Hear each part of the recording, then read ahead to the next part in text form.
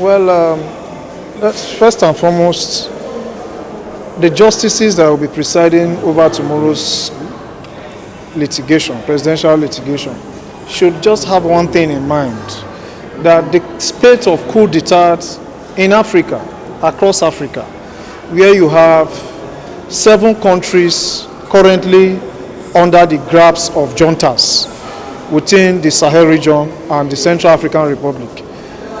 The 3 cardinal reasons for this coup d'etat: one is as a result of sit-tight leadership, sit-tight rulers who want to perpetuate themselves in power and also create a ruling dynasty in power.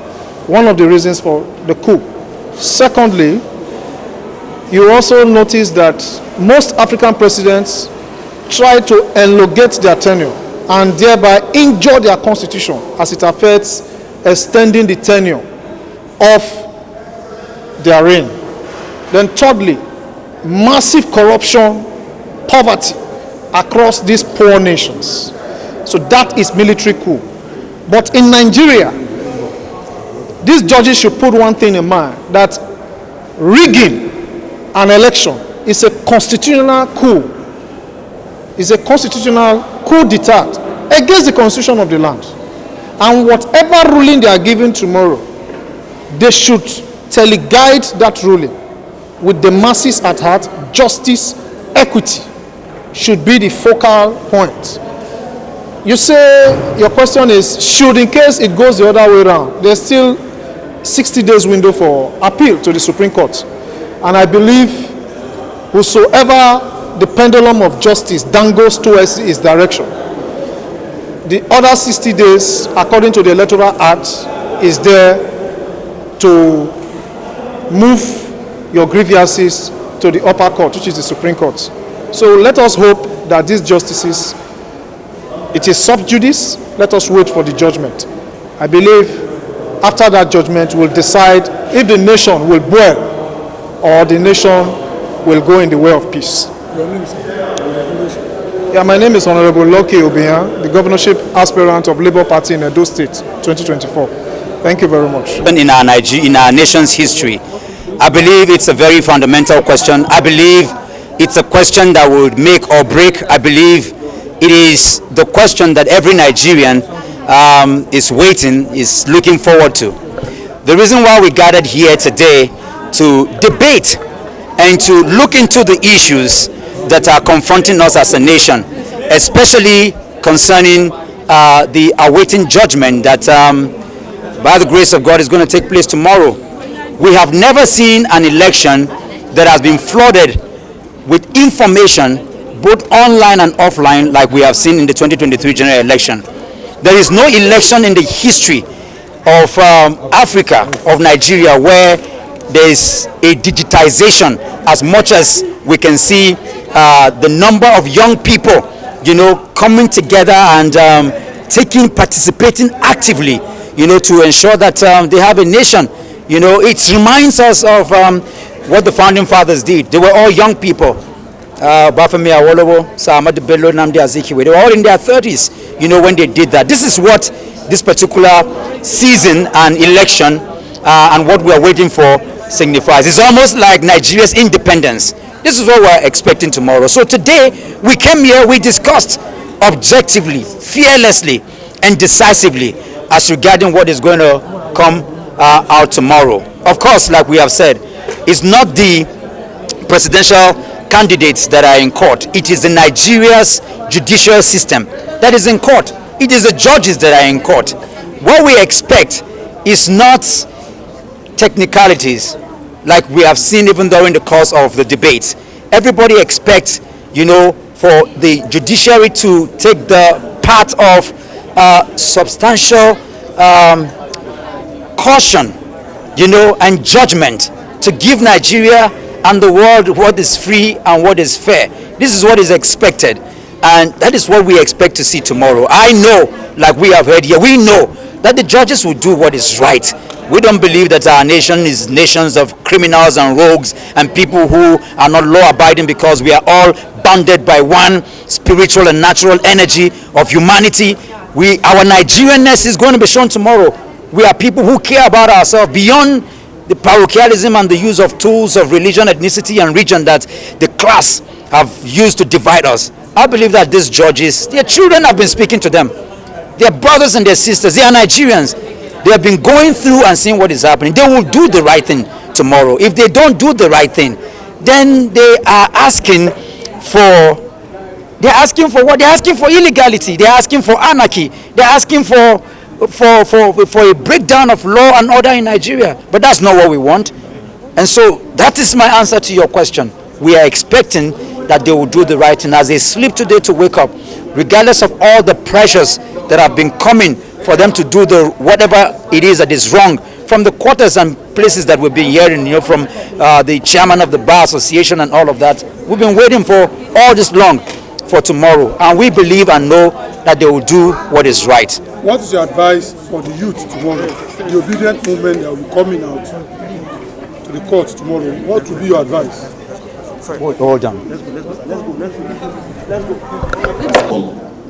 So when I see a synergy between the led and the lead. All people are trying to get. Okay, my name is Engineer Daniel Balarabe Gambo.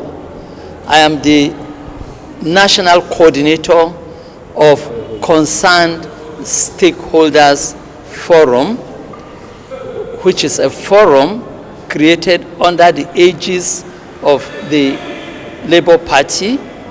And what we are concerned about is the nature of governance in Nigeria.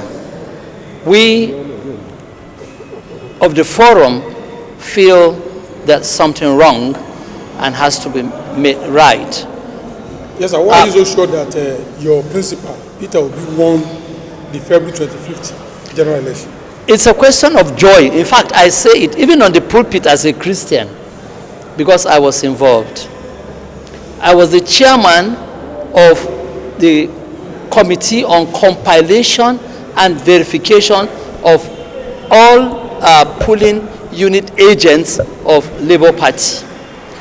And having been involved in harnessing members of the polling agent for the party, I followed up on the outcome of what the polling agents produced as results. I happen to be one of those who was involved in the analysis of these results from each polling unit. And that gave me the confidence to stand anywhere and say, yes, after counting the votes APC had, after counting the votes PDP had, after counting the votes NNPC had, and what Labour Party had, sieving out the mutilated result sheets, going strictly, stupidly enough, they were able to change 140 to 40 in words, in letters, but they couldn't change it in words. So when we are counting these votes, we saw visibly where Labour Party 100 was removed and left with 40, but there in the words, it is 140 still reading. And the sum total was the sum total of those accredited to cast votes. Well, I am not a lawyer, but I'm a human being. I have eyes, I'm educated. As an engineer, I did what we call, mathematical analysis, finite elements, integration, differentiation, and whatever. So I'm not stupid.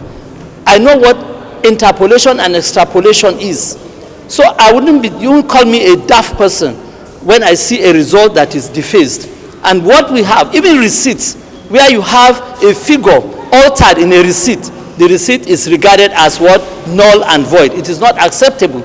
So I don't see how those mutilated EC8As were still admissible by INEC as true results of any any party, even if it was Labour Party. Now, apart from that, we also saw party over-padding, where you have Beavers accrediting 200 people and you have results of 2,000 800 coming out of such a polling unit. So these are the things that made me feel confident after analyzing. One, I discovered that Peter Obi led in not less than 16 states. Peter Obi led in FCT, which is 25%, which is compulsory.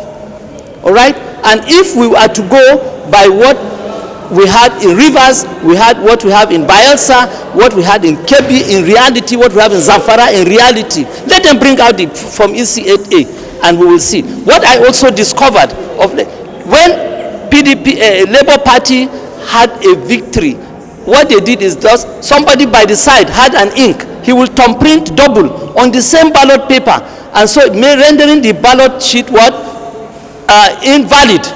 Not that the thing was valid at the point of reception, but at the point of collation, somebody just thumbprinted on Labour Party, double print on the Labour Party